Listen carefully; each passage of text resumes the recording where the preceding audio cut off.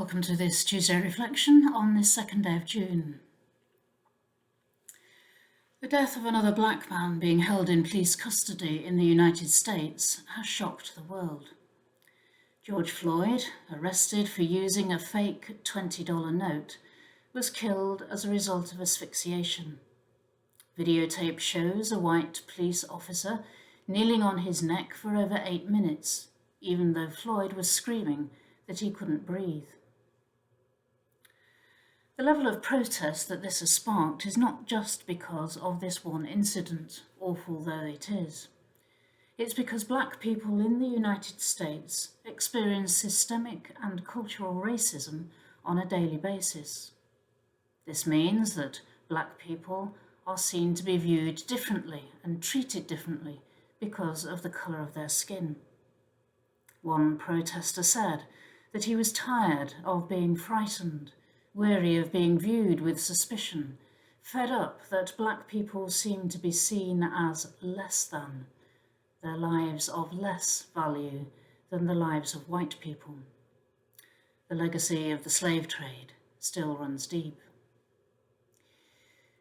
We may like to think that it's different over here, but black people themselves will tell you that it's not.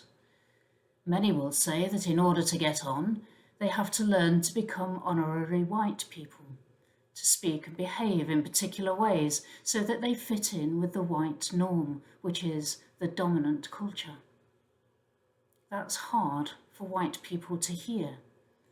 But hear it we must if the disease of racism is going to be addressed and black people accepted for who they are and what they bring.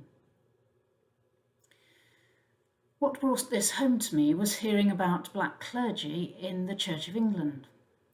Relatively few black people offer themselves for ordained ministry in the church. This despite many churches being full of black people, particularly in the cities. A group was set up to look at why that was. What is it about the system that's preventing or discouraging black people from coming forward for ordination? And what can be done to encourage more to offer themselves? For surely it cannot be that God is calling only white people to serve his church. What we discovered was that the church, as an institution, is racist. A shocking thing to say, but it's what we found and what black people experience. Some black clergy in London who were interviewed talked about not feeling welcome, being made to feel as though they didn't fit, feeling as if they had to become honorary white in order to be fully accepted.